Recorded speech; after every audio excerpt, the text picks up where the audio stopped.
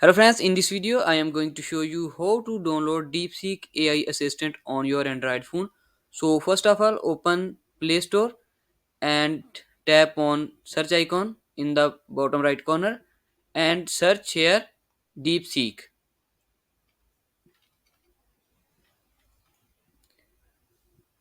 Simply tap on it. Here you can see simply tap on install button. Now wait for the installation.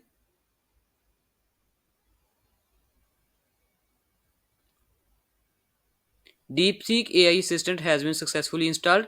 Now go to the home page.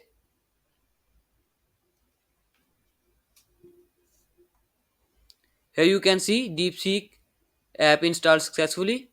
Now in the next video I will show you how to create a Deepseek account and use it. I hope you enjoy this video. If you found this video helpful, please thumbs up and don't forget to subscribe my channel for more videos like this. Thank you. Bye and take care. See you in the next video.